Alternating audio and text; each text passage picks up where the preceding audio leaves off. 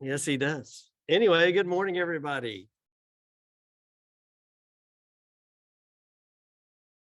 What's wrong? Not coming through the speaker. I've got a loud voice. Is that better? Can the Zoomers hear? Yeah. Let's try this. There we go. Yes. Well, good morning. Geez, there's still a lot to learn about this place. A lot for me to learn. Good morning to everyone here. Good morning to our Zoomers. And which camera? So if I want to look at the Zoomers, it's that camera? That camera. Hi, Zoomers. I'm on it. Okay, well, welcome to Morning Star. A few logistics. Please go ahead and turn your phones to silence. And one thing I also wanted to mention is they don't appreciate us parking next door. So next time you come, be sure to park in this parking lot out here. Don't want anyone to get in trouble. And so I wanted to make sure everyone knew that. Instead of running out there and flagging people down, don't park, move your car. Well, this morning, to set the tone for our speaker today, I'm going to say a little bit about what corporations refer to as DEI. This is big in the corporate world, which is diversity, equity, and inclusion. So we'll kind of adapt it from corporations to just general application. Embracing diversity, equity, inclusion, representation, and an overall sense of belonging can significantly change perceptions of the world around you. And I probably don't need to. Did this just go off? Now it's red. It was green before. Swap that out. Yeah, thanks. Thank goodness for tech kids.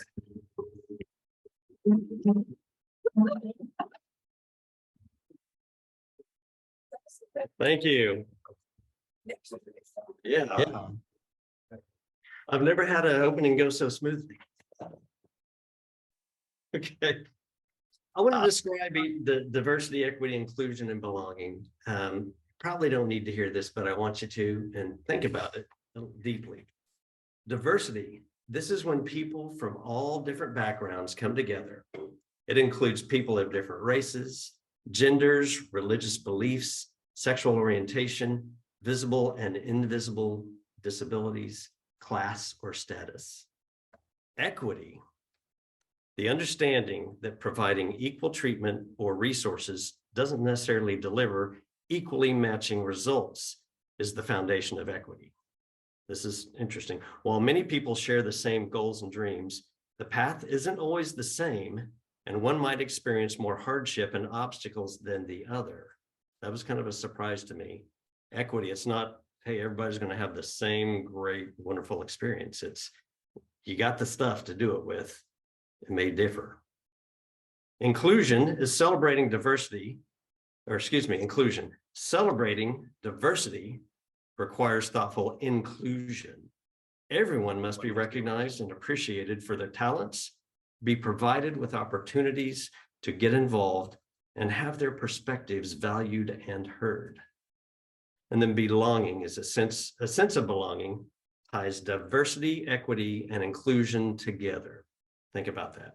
Each group member is respected, valued, and cherished while being their authentic selves. Belonging is a feeling of a shared community. Now, here's a few quotes on diversity, equality, and inclusion and belonging. So try to take these in as well and think about them as I say them. I'll try to go slow. So under diversity, treating people with civility is a prerequisite for discovery. We all should know that diversity makes for a rich tapestry, and we must understand that all the threads of the tapestry are equal in value, no matter what their color. That's Maya Angelou. Let's stop believing that our differences make us superior or inferior to one another. That's Miguel Ruiz, the writer of the Four Agreements. It's not our differences that divide us. It's our inability to recognize, accept, and celebrate those differences. So that kind of spoke to me. Some quotes about equity. Whatever affects one directly affects all indirectly. That's Martin Luther King. Equality is leaving the door open for anyone who has the means to approach it. Equity is ensuring there is a pathway to that door for those who need it. So once again, a separation. You got to think about that. The difference between equity and equality is that equality is when everyone gets the same thing, and equity is whenever everyone gets the things they deserve. Regarding inclusion, it's hard to keep an open mind if you don't have an open heart. Jesse Jackson said, inclusion is not a matter of political correctness. It is the key to growth. Why be a star when you can make a constellation? And this is one of my favorites, Melinda Gates. If we want to include everyone, we have to help everyone develop their talents and use their gifts for the good of the community. That's what inclusion means. Everyone contributes. And one more, diversity is being invited to the party. Inclusion is being asked to dance. Okay. And to finish up, Brene Brown on belonging. She said, true belonging only happens when we present our authentic and perfect selves to the world. Our sense of belonging can never be greater than our level of self-acceptance. So there we go. Quotes. And if you would now, please join me in repeating our vision statement. On the front of your songbooks, and then we'll sing the song. Our Sunday gathering is designed to provide a weekly encouragement to individually manifest our highest good and purpose in our lives. Inner direction is the key. We reinforce positive directions for our lives and the infinite potential within us. We seek connections to create an open atmosphere of acceptance of all backgrounds, races, and lifestyles. We come together in a spirit of inclusiveness, embracing all spiritual paths, honoring God in an atmosphere of unconditional love. Well, this morning, we are fortunate to have Micheal Givel from the University of Oklahoma here to speak to us. The title of his talk is Norman as a Sundown Town and Its Aftermath. So let me tell you a little bit about Micheal. He grew up in South Miami, Florida. He's received a master's degree in architecture and urban planning from the University of Florida. His PhD in political science from University of California Riverside led to his current position as tenured full professor of political science at the University of Oklahoma. In 2009, he was honored to be the first American teaching and research Fulbright Scholar in the Himalayan Kingdom of Bhutan. In addition to advocacy for human rights, racial justice, and democracy, Micheal is a passionate fused glass artist with an emphasis on contemporary and abstract art. You should have brought some. Michael's talk this morning is going to shed light on a dark period in Norman's history. From, 1889 to 1967, Norman was a rigid racial caste society in Sundown town. Since then, some efforts have been made toward community reconciliation, but as Micheal will point out in his talk, much more remains to be done. So welcome, Micheal Givel.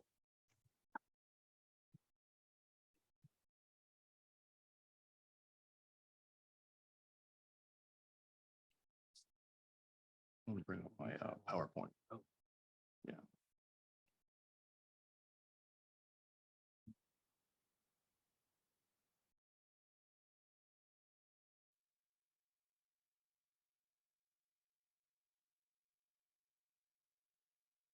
Okay. Back in 2018, some of us may remember, probably a lot of us, that there was a lot of activity going on just north of the OU campus. And there was a small road there, street, called DeBar Avenue, Debarr. Turns out DeBar was a former vice president of OU, the early part of the 20th century. We'll move this up so I'm not leaning over. And is that better? And he also had the title of the Grand Dragon of the Ku Klux Klan of Oklahoma. And I'm going to get into that a little later. So there was a coalition of people that were attempting to change the name of DeBar Avenue. Naive as I thought it was going to happen just like that. But guess what? There was a lot of resistance for lots of reasons in Norman for that. To name some people that were involved, our former mayor, who was a Ward 6 council member, Brea Clark, was actively involved. I saw Brea the other day at another talk at OU on immigration rights, and a group of OU students in particular. And I've followed the career of one of them, who's now a managing editor at the Black Wall Street Journal up in Tulsa, Dion Osborne, and community activists. So anyhow, it got me thinking as an academic, because I am a professor, how is it that a sign for a street sign named after a terrorist and a racist, to be honest with you, had been in Norman for over 100 years? Think about that for a second. And nobody seemed too concerned enough to remove it or change it. It did get changed eventually, became Dean's Row Avenue, in case you're wondering. It's near the Energy Building on Boyd Street. So I went to town, put on my PhD hat, and dug into this. And for about 7 months, I was doing research, which was all over the place. This history was thrown to the winds. It was not in one place, and we need to keep that in mind, because if you want to go read about, another part of the history of Norman, it's easy to do. I mean, there's some local historians. Womack was a really good historian. I believe he passed away on the history of Norman. There's the Center, more Lindsay House, that has a lot of interesting history and so forth. But African-American history, and particularly this history, was all over the place. So part of my job was to be a detective, an academic detective, and pull all this together. And what I found was, as you will see, I have 20 minutes to talk about it, so I better be quick, that Norman was a sundown town. So let me begin that.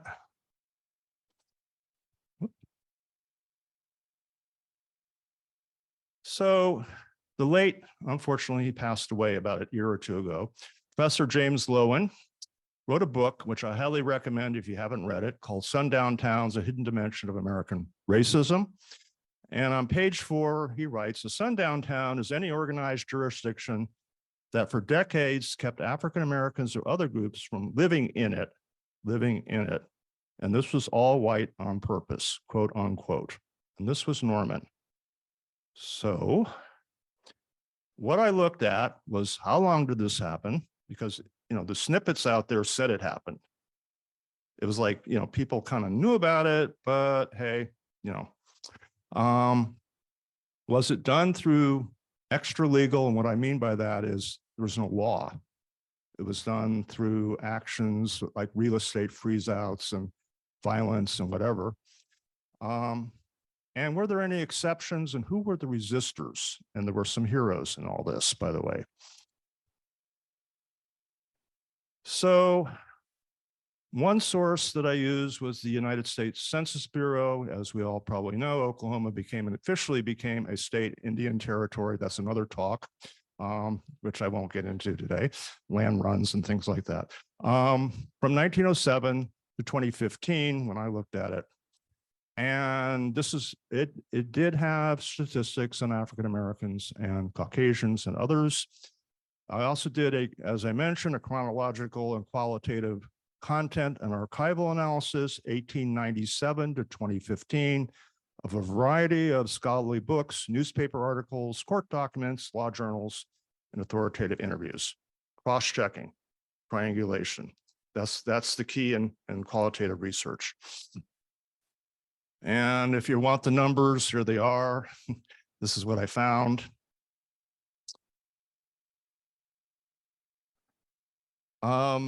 Direct evidence, there was actually one very important court case that came out of the town of Norman, J.J. Wallace versus the town of Norman, not the city of Norman, the town of Norman. That tells you how old it was. They went to the Oklahoma Supreme Court. I'm going to talk about that in a second. OU Board Regents Board of Minutes. Okay, so what's the evidence? First of all, this is the US Census Bureau.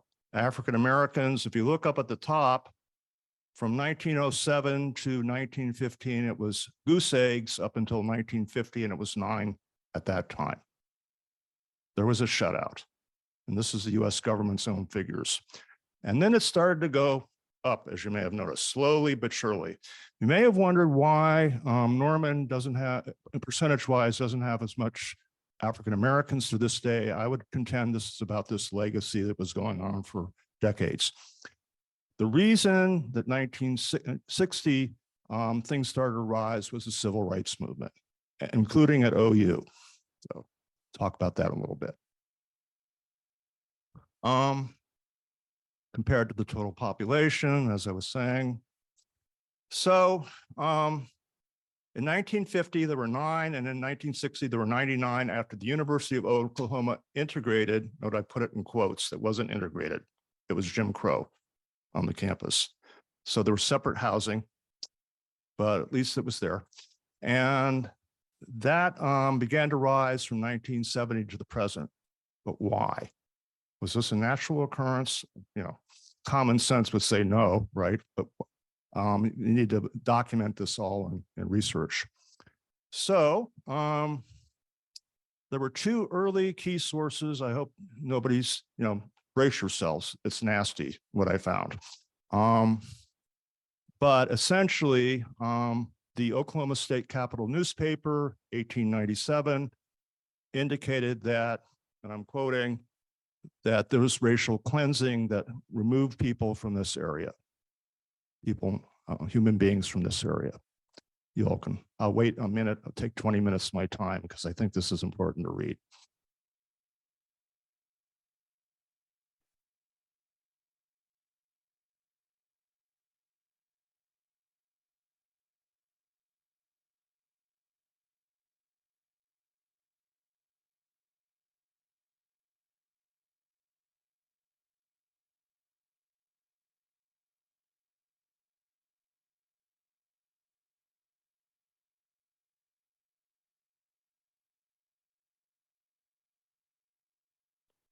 Okay, I hope everybody's read it. I got to get moving here, obviously.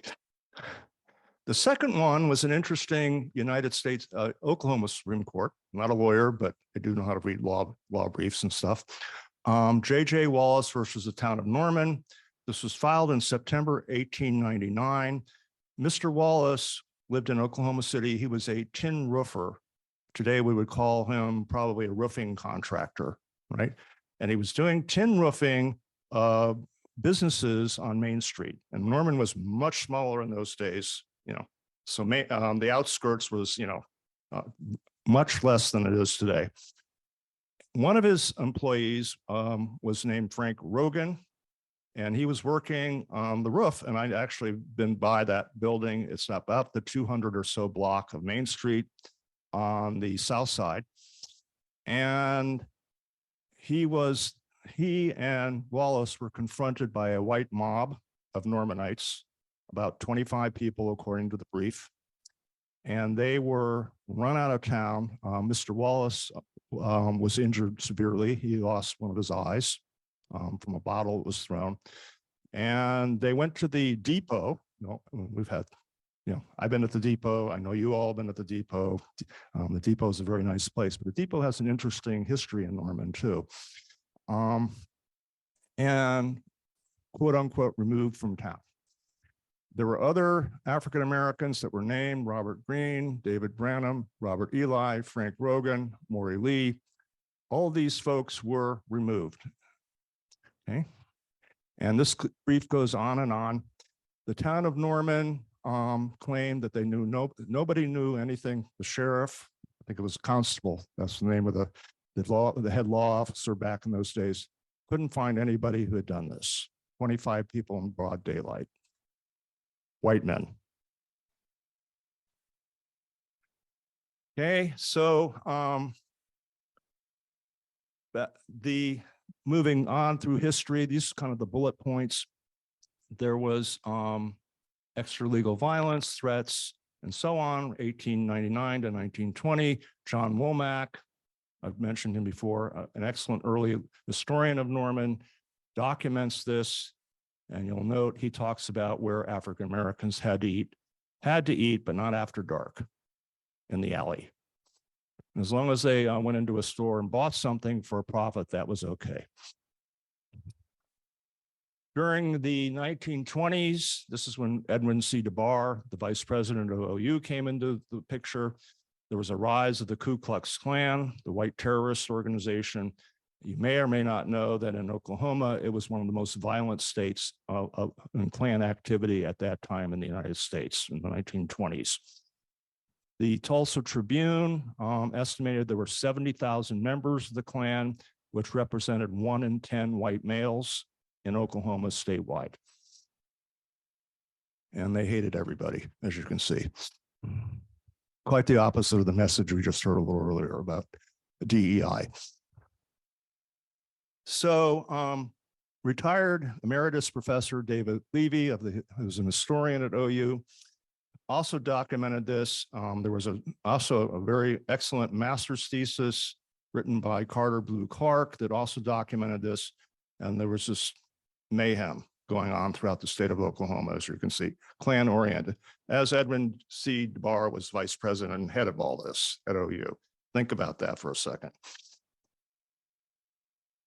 This comes from a 1920 Sooner yearbook. There was a robust Klan organization that was being advertised at OU. And this has been going on for a while. There's a history to this. I'd be happy to talk with you about it after the talk. Notice the fancy Latin words at the bottom. Big deal as far as I'm concerned. Anyhow, there was 21 to 22, a series, very interesting. For about a year, the Norman Transcript ran a whole series of very sympathetic first page articles on the Klan, and then it stopped. And it began in August, actually, but the November 21st article talked about how the Norman KKK had formed number 10. They're called a clavern with a K. More than 100 influential men as sponsors. That's as close as we know who was members of the Klan at the time, but use your imagination a little bit. Who were the 100 influential men in Norman, et cetera, et cetera. And they did things like give gifts to the Red Cross. On February 7th, 1922, the transcript reported that 200 citizens objected. Actually, the Black Dispatch had it at 500. They're from Oklahoma City. Whether it was 200 to 500, it was a lot. It was several hundred people against a jazz troupe who was playing after dark, because this was a sundown town. And the mob included prominent this is from the newspaper article, businessmen, and they formed guns, clubs, and ropes. In other words, they were threatening to lynch people. February 7th, the KKK, this is same day or so, you can see how the transcript is publishing sympathetic articles, had a letter printed in its entirety in the transcript, front page, not signed. No one signs anything. It's like the mob that, went after J.J. Wallace. And it states that African Americans are not permitted in Norman after dark. The culmination of the articles actually were March 12th to 16th, when there was a very large Klan parade that started pretty much where Andrews Park is, went south, and right north of what the OU campus is. Included horsemen with hoods, and 7,000 people showed up, which was much more, I think, than the population, or pretty close to the population of Norman, meaning it was drawing people from the region to this parade. October 1922, there was another article, Negro, don't let the sun go down on you here. So here we go, KKK period. Up to World War II, there was something called the Negro Motorist Green Book. I don't know if you've ever heard it. It's where you could safely get gas or stay or whatever. And there was an unwritten extra legal code, and not surprisingly, nothing in Norman. Couldn't find any sort of services there. So there was a freeze out, and there was violence and whatnot. The first challenge was Interfaith Coalition of Ministers at McFarland Methodist Church, bless them. And they practiced the social gospel of E. Nicholas Comfort, who was a professor at OU in religion. Eventually got run out himself, but that's another story. And the second challenge occurred with a naval base. The federal government needed soldiers. So we had a naval base at where the airport is now, pretty much right in that area. And there was temporary naval housing, and it included African Americans. So the federal government's intervention had this happen and ended after the Second World War. Norman transcript, many changes are taking place in the community life of Norman by reason of the naval construction activities now underway here, and more will develop as Navy men come to great numbers. One of these developments may change a situation that has prevailed ever since the day Norman was first settled in the land run of 1889, that of having no Negroes here. That's 1942. Next challenge, Ada Lois Seipel Fisher, Dr. Fisher, by the way. And she had to go to the United States Supreme Court. Well, she went to the US Supreme Court once, and they ordered OU Law School to be integrated. That actually wasn't quite the case. She had to sit behind a rope in the law classes with a sign that said colored only. And then there was another challenge eventually. And this guy named Julius Caesar Hill from Tulsa, he was an engineering major, applied for OU housing, and he wrote on his housing application, race was American. And he showed up with his $10 for his housing application, and all hell broke loose.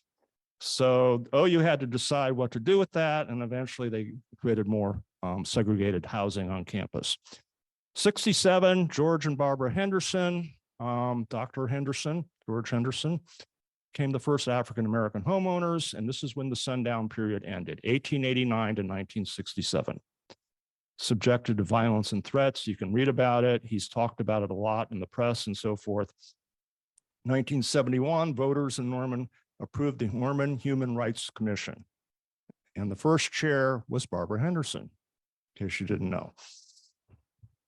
So minor exceptions, African-American glee clubs, as long as you were singing Christian religious spirituals and then got out of town, that was cool. So was Norman a sundown town? Yes. Why did Norman's sundown policy first occur?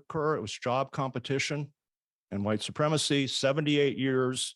It was extra legal. I was in the city clerk's office looking for an ordinance. There is none. Never was an ordinance passed by the city council at any time, and I started from the beginning. So how is it enforced? Racial cleansing in the early era, KKK in the early 20s. Enforcement included freeze out, reputation, sundown signs. I'm aware of some people that know about that. Violence and threats. And that is, sundown is a phrase that is actually a verb.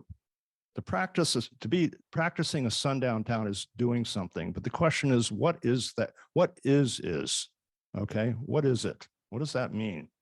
And so I'm going to talk about that for a second. The it is certainly an ethno-white nationalist ideology, and it is an ideology focused on non-inclusivity. Some people are supposedly inferior to others. And while not all Normanites have supported this policy, this was the dominant practice for 78 years. So I did an article, published another article since I gave this talk in 2018 at the Depot. I've done this talk before, and concluded in the article, it's peer-reviewed, that Norman was actually a caste society. And what I mean by that is it denied political rights, the right to run for office, because you can't live here, right? You don't have domicile, you've lost your rights. You might work here, you have to get out of town, you lost your rights. Exclusion from employment opportunities, prohibition of land ownership. Yes, that's what a sundown town is. It's keeping you from owning land, right? You can't own land here because you can't be here. Denial of access to universities, that was a state law until 1948, when the civil rights struggle happened, including at OU. Legal mandate against interracial marriage, yes, and that was overturned by Loving versus Virginia in 1967, not by anybody here in Oklahoma. Yes, there was violence and lynching, and yes, there was racial segregation. This was a caste society. People got to vote, they got to live here, they got to have all the rights of citizenship, except for some people didn't. So post-racial caste, Norman, we've been past the 60s. And in case you didn't know, we have a very important and severe issue with the Norman Police Department. Yes, I'm going to say it. Targeting African-Americans over white people in Norman. And there's been some interesting studies and important studies on the topic. And then, of course, we've had a racist backlash. That's a whole other talk since the last 2 or 3 years. Brea Clark can tell you more about that too. Okay. So as I said, the facts and the data of this research were scattered and not available in a comprehensive manner anywhere in Norman. And I think that's on purpose. I mean, that's the end result of somewhat of a situation where you've lost your human rights and your identity and your human dignity. Your history isn't being told. And frankly, it's still not being told too much, although I really think it was great that the Moore Lindsay House had this exhibit for a couple months or so on Norman as a sundown town, in case you missed it.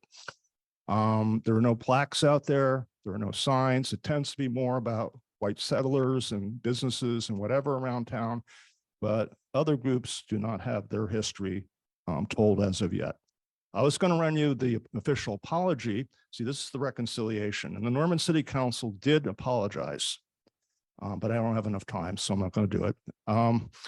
And they used an article that I had published actually in the Chronicles of Oklahoma.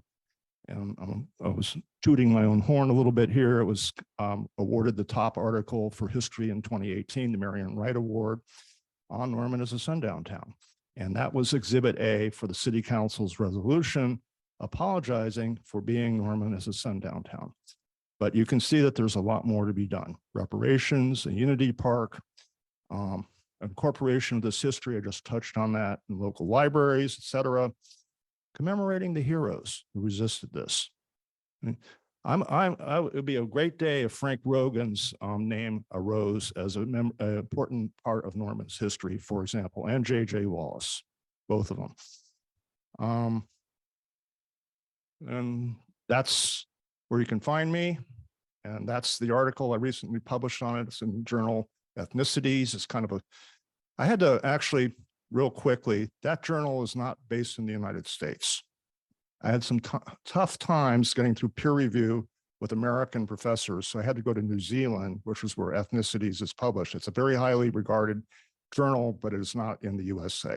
Anyhow, it's published in the Sage. You can read more about it. Be happy to send people a link to this later on. Thank you.